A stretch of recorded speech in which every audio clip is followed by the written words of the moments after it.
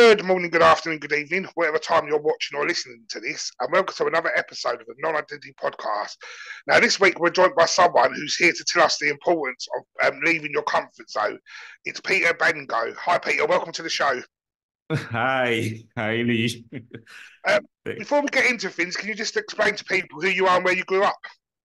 Okay, so I'm Peter, like you said.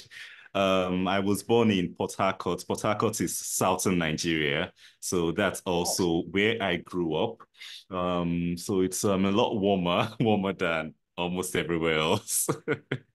Is that where you are still now? Do you still live there or have you moved? Yeah, I'm currently in Port Harcourt, although I alternate between Leicester, Istanbul, and Very nice. So, you're here to talk about the importance of leaving your comfort zone. What do you mean by that? I think talking about it's when I look at the last 2, 3 years of my life, I've realized that's a very big thing that a lot of us have to do once in a while. Because, for instance, let me talk about my fitness journey. Yeah. When I was younger, in primary school, okay, when I went to school, we had primary, secondary school, then university. So when I was in primary, or no, when I was primary, secondary school, I never used to go for physical education classes. We used to have that every Wednesday morning. So I remember in secondary school, I used to make sure I go late every Wednesday to school because I didn't want to stress myself. I didn't want to do the whole. I think till date, I don't even play any sports because of that. What was it about the PE lesson itself that you feel like you didn't want to attend? Because in England, it's one of our fun lessons that we like to do in schools. Yeah. No, I think it was just the physical. I didn't want to do anything physical. I didn't want to do the running. I didn't want to do the football. I didn't want to do the jumping. I didn't want to do anything to stress And did that myself. cause you to have anxiety and stuff, knowing that the lessons Yes, were it coming? yes, it did. Because I know then, when I was younger, like when I was in primary school, my parents used to drop me off at school, and I remember I'll do everything to make sure they go late. Then when I got to secondary school, when I was a bit older, I used to make sure even though I get to school, I just stay around going by. School used to start by 8 o'clock. Then I'll make sure I get in by maybe 9 or a bit past 9, so I miss I miss that part. Did you used to get into trouble for being late? Yes, we used to get punished for being late actually, but I actually prefer the punishment Wow. to that was how bad it was. And because I think when I look back, one thing that used to trigger that was I never used to, okay, the few times I said, okay, let me participate in a race, I would always be last, and last with a very huge gap. When I say I want to play soccer, I would always just go out of breath in the first 2, 3 minutes. So they always make me maybe the goalkeeper. You had obviously had that experience when you were younger, and then sorry, you were saying about your fitness journey as you got older. Yeah. So growing older, I think that influenced a lot because my work has mainly been IT, so it's just sitting in front of a computer and all that. So I realized at a point I wasn't healthy at all. Because if I look back at 2018, I used to have high blood pressure. 2018, I wasn't able to walk up to 5, 10 minutes without losing my breath, and it was turning into something else at a point. It really was. How did you overcome? It sounds like in a way you had anxiety around fitness and education, but obviously, as you said, you knew your health was deteriorating. So, Yeah. what was like the light bulb moment to think, right, I need to change this? And how did you go about, like you say, getting yourself out of your comfort zone? Yeah. Okay. So in 2021, late 2021, I had my aunt. She was like one of the closest people to me. We used to talk every day on the phone. And late 2021, I lost her. She had diabetes, so complications and all that. And actually, my family has is predisposed to diabetes. So after that happened, I was looking online, just doing a bit of research and all that, and I saw something that said that if earlier in life you get active and all that, you'll be able to either prevent or reverse it if you're early. So I think that's when I look back, that's the light bulb moment. That's where it really changed. How did you go about setting up a fitness routine? Was it like running? Did you go to the gym? What was the routine? Yeah, that was the most difficult part because okay, first of all, I tried they said you should move about, so I tried walking and walking within the house. That didn't work really well. I tried doing exercise, waking up. I know I downloaded this 7 minutes workout app on my phone. I don't think I ever went past 3 minutes. 2022. But I think so 2022, I kept trying different things, different diets, different apps, different things. None of them worked out till like late 2022. I now in September 2022, I got a puppy. And part of the reason why I got that puppy was because they said you have to walk your dog every day to reduce the energy. So I think that's what really got me walking every day. So every morning I started walking, every evening I started walking. Then at least like I now said, okay, starting with that now, I can give myself a target, 6,000 steps a day. I walk every day. And funny enough, since January, for a year and 8 days, I've not missed that 6,000 steps target. Wow. Yeah. So that was the first one.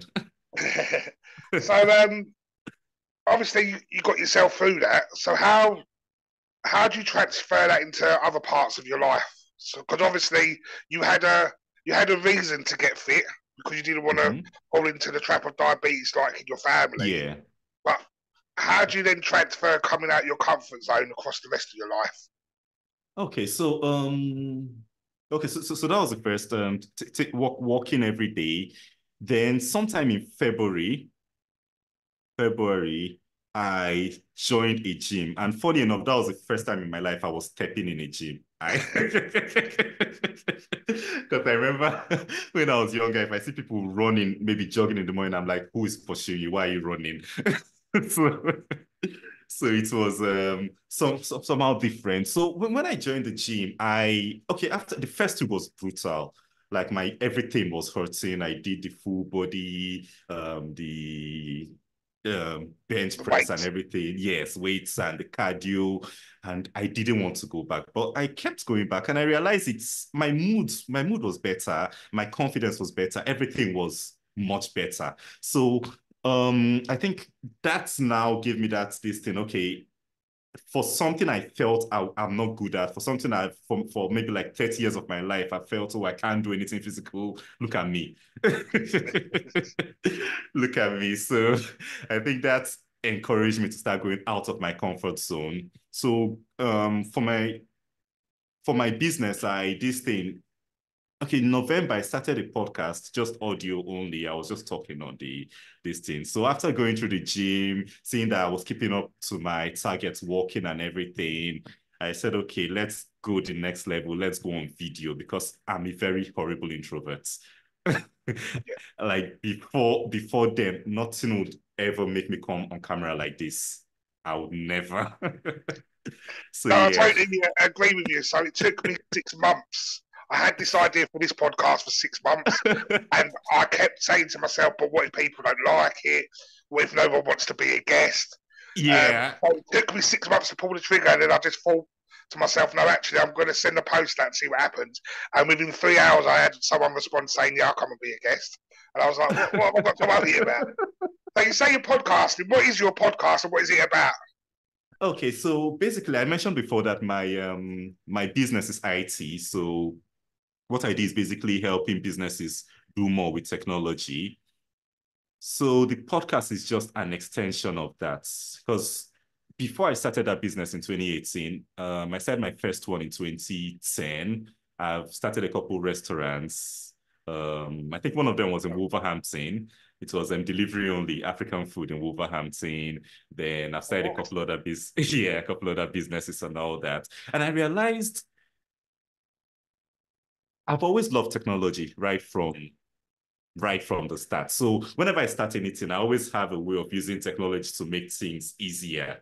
So I realize most people always ask, oh, how are you able to do this thing so effectively while it's difficult for me? And I'm like, okay, yeah, I just use this app or I use this software, I use this service or I use this. So all those things now brought me 2018. I decided, okay, at a point I was running like 3 or 4 businesses at the same time. I said, okay, let me just stop all this and do what it has been giving me the edge in everything else. So that's technology and applying it to businesses. So I work with clients in applying technology to their businesses, but then I had a blog on the business where we share tips, we share different strategies and all that. But I realized the blog wasn't really getting to as many people as I wanted to. And then during COVID, I got on listening to podcasts, being stuck in the house.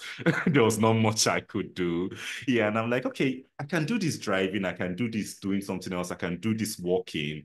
So why don't I just transfer this blog into a podcast? And I think that's been the best decision because a lot more people are able to benefit. I get once in a while people come, oh, this thing it talked about, this thing it helped me, and this thing helped. And yeah, it's really, that was where the podcast came out from. And with running a podcast, what struggles do you find with running a podcast? We're both laughing because we both know the struggles. It'd be nice to hear someone else's scene. I had no idea how to go about it. So the first thing I did was I went on Google and I saw, oh, you can start a podcast on SoundCloud. So I put up the podcast on SoundCloud and it was just so technical and so on it. So just everything was just everywhere. And I'm like, wait, is this the podcast? So I think that's part of the reason why I even dumped it for a while. Because I'm like, no, I'm not doing this. So later on, like a couple of months later, I helped a friend start another podcast. But this time we used YouTube and Spotify. That was a lot easier. So I'm like, okay, yeah, I think this is much easier. So I transferred my podcast from SoundCloud to Spotify. So that was the first issue, where to start. The second thing was, okay, I thought it to just be getting a mic and recording. I got this, so I just got a cheap mic, this one. This was like £3 or something. I got this, and I realized when I record everything, if I do my finger like this, it sounds. If someone talks like 2 miles away, it catches it. So now I joined a couple of groups. I'm like, okay, why is this happening to me? Why do I have to edit so much? And they're like, oh, no, you don't need that. You need a proper mic. So I had to get a dynamic mic. So I use an Audio Technica now. That was the second thing, sound. Then I realized, okay, echoes and all that. I think I'm still having that struggle. Okay, the first place I was recording it had blinds everywhere. So I didn't have that issue with echoes. Last month I moved in here and all the walls are solid. So that's another challenge. Then I had challenges with cameras. Okay, first of all, the show I did with someone else, we used an iPhone to record it. So that was just, okay, record on the iPhone and put on the cloud. But for mine now, I use my laptop because I prefer using the laptop, so everything is central. So I tried connecting my phone to the laptop. And the first issue was that when I connect my Wi-Fi, because connected through Wi-Fi, the Wi-Fi connection will just go off. So I had this fight that I tried using the laptop webcam, which was totally not there. So I now had to order a webcam. So I had to go through like 4 webcams. So my podcast episode, I have about 52 online now. So you see good video, bad video, good video. Because I kept changing till I got to this one. Then lighting was another thing. I'm still working on the lighting, but yeah, it's a long way. It's a long way from the beginning. I know exactly where you're coming from. So if you go back on some episodes of mine, they're done through the laptop and just zooming. There's no microphone, so the video quality's bad and the sound bad. Yeah, one more thing was guests. Yeah. One thing was guests. I just remembered what he talked about, people wanting to be on the show. So I started the first 10 or so episodes just me recording. Then at a point I'm like, okay, there's only if I have my own experience within the things I've done and the things I do. So there are people that do other things that are not related but are still in tech. Okay, I would like to have them on because at the end of the day, the main beneficiary should with people listening in on the show, not me. So I was like, okay, how do I get guests on the show? So I signed up to a couple of services. I signed up. I'm like, okay, I want to get guests. And it was slow. I went on Reddit, posted. I went on Facebook. I posted. I got a couple of guests, one, two, three. Then at the point, I now said, okay, after the first few guests, I now had this issue. Every day I have to emailing me, okay, I want to come on your show, come on your show, come on your show. And I'm like, okay, this was a good problem before, but now it's something else. Because at the end of the day, in August, I started the whole looking for guests around June, July. By August, I had almost probably 60 something people wanting to be on the show. And I was like, okay, I now put everything together. I think in August, I did almost maybe 50 something interviews. And they are the interviews that are still coming out till today. So at the point, I'm like, okay, I'm not taking any more guests because those interviews are still coming out till the end of January. So it went from how do I get guests on the show till I have too many guests. So it's just. Do you know anyone that you are an entrepreneur as well, and you can run several businesses at a time? What struggles do you find being an entrepreneur? What's the hard things about being an entrepreneur? I think the hardest part is the uncertainty. The hardest part is the uncertainty because, okay, when I was younger, I think when I was in school, everyone was like, okay, I should be a medical doctor. Then later on, I think my sister went to school to uni before me. She brought pictures of the medical doctors operating on the cadavers, and I'm like, no, I'm not going to do that. So I chose the next thing, which was engineering. I studied engineering in the uni, but while I was studying engineering, I think when I was doing my what do they call it, industrial training. So a few months in, I went to work one morning and like the company where I was working with, like half of the people got laid off the same day. And looking at everything, these people had families and everything. I'm thinking, do I want this? Do I want this level of lack of control? And I think that was like the biggest trigger that made me not practice engineering. I went into entrepreneurship. And yes, I have the control, I have the freedom, and I need a lot of discipline to manage that freedom. A whole lot of discipline. But I think one of the biggest issues has been the uncertainty, especially when I moved from before I used to have e-commerce businesses where you just put up your products and put up your adverts, and every day you have sales every single day. So when I moved from e-commerce to consulting, especially during the pandemic, it got to a point where there were times where I went from, okay, every day I must have this. If I don't have a sale every day, probably there's something wrong. Maybe my website is down or my ad is down. But it got to a point where we are doing consulting and you have maybe a few clients this month and a month plus you have no clients. And that was on that thing, it's just got to, it took a lot of getting used to. It took a whole lot of getting used to.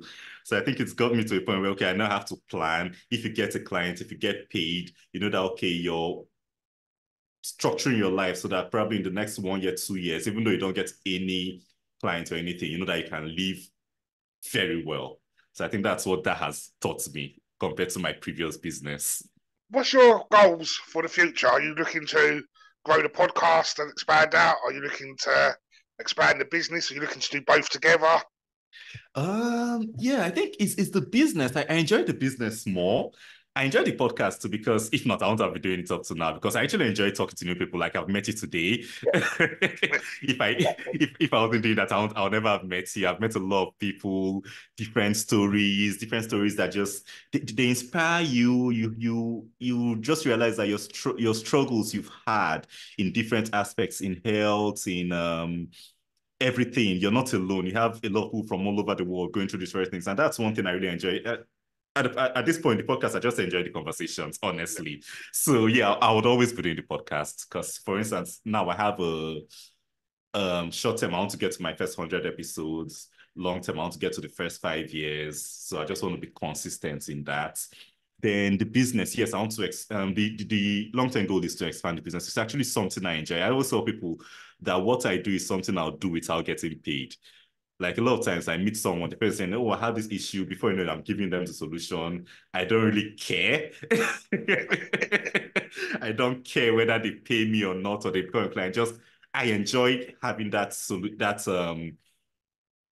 feeling that I solved someone's problem. So yeah, the business is something I look forward to waking up to every single day going forward. And yeah, the podcast too. No, I totally agree with you. So I've worked in schools for the last 20 years, and I've had Wow. offers. I've had offers to work in places that pay a lot more higher, but I'm not an office person. I'm not a sit behind a computer person. On So being with young people is something I really enjoy, and I think you've got to get that work-life to money balance right. It's not always about the money. Yes. It's about enjoyment, like you said. The Yeah. podcasting we're enjoying because we're meeting inspiring people, but then you've got to do a job that you love as well. So I think that's really good. A good thing that you were saying. Yes, yes, yes. And I think one thing, a lot of people, what you just mentioned, what I just talked about, a lot of people are not fortunate enough to get that. Because you have a lot of people wake up and they say, oh, I hate my job, I hate my job. I don't hate mine. I love mine. Like I might wake up 2 a.m. and I want to go into I had to separate I had a desk in my, after this work from home started, I had a desk by my bed. I had to remove it because it was making me lose sleep. I wake up 2 a.m. and I'm going to my computer. I'm like, no, no, no, this is not healthy. This is not healthy at all. What advice would you give to people who are thinking about stepping out their comfort zone? Stepping out of your comfort zone, I would say it's challenging. So what I would always say is make your let the process of you stepping out be in what do you call it, in bites. Let the pieces be bite sized. Because let's illustrate. When I wanted to go from my unfit to my fit self, I didn't just wake up and jump into a gym. No, if I did that, I won't be here. I won't be talking about that today. So yeah, so I started with the 7 minutes workout. I started. These days I can spend 2 hours in the gym and I'll be fine. Then I couldn't do 4 minutes of the 7 minutes. So let it be bite sized. So I started with I think what I really started with and I've been consistent with has been that 6,000 steps a day, waking up every morning. I make sure before I sleep, I've done at least 6,000. So 6,000 is normal. Most people say, okay, start with 10,000. 10,000 to me is a lot. Start with something. I have friends who do 4,000, who do 3,000. It's better because looking at my phone, before I started this thing, some days I do 50 steps or 100 steps. So this thing. So yeah, so I think let's start with something that I can do for at least 90 days or for a year consistently. That will make it into a habit and will make you more likely to stepping out and staying where you're stepping out to. Because for instance, okay, let's talk about the podcast too. When I started the podcast, it was a month I was doing one episode a month because I knew that was what I'll be able to manage. And that was only audio. I was doing one episode a month. After 6 months, I went into an episode every 2 weeks.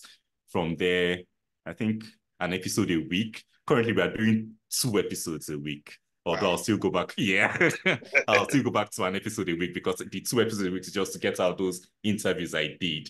So we go back to the regular. So from February, we go back to an episode a week. So I think I'm just doing something that won't overwhelm me, something that'll still make me look for. I'm just doing a little every day, but I'm still getting my goal and it's not overwhelming me, it's not intimidating me. And yeah. So I think just make your goals bite-sized. No, brilliant. And if people want to watch or listen to the podcast, one, what is the name of the podcast? And two, where do they go? Okay, so the podcast is the Tech Your Business podcast. So the name is a bit explanatory. Then to listen to the podcast, you can go on the website, techyourbusinesspodcast.com. So I just put a simple, like a link tree there where you can listen to the latest episode, or you have links there. You can go to the YouTube channel, you can go to the Spotify or Apple or Google Podcast links, or you can join us on social just from that, techyourbusinesspodcast.com. And we'll make sure the link's in the description below as well so people can get there even quicker. Thank you. Well, Peter, we're coming to the end of the episode, and it's been a fascinating episode. It's been really nice to speak to a fellow podcast host. But Yeah. I've got one last question, and this question I ask every guest, and your answer does not change your life's journey so far. But if you had 30 seconds with your 13-year-old self, what would you say?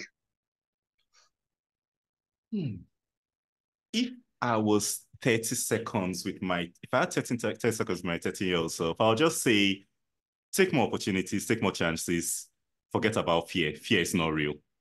That's what I'll tell Well, myself. brilliant. Peter, thank you so much for coming on. It's been a real pleasure to meet you, and I look forward to listening or watching some of the podcast. I'd love to have you come on in a couple of months and see how further down your journey you are. Thank you so much. Thank you. Thank you for having me. I really enjoyed this conversation.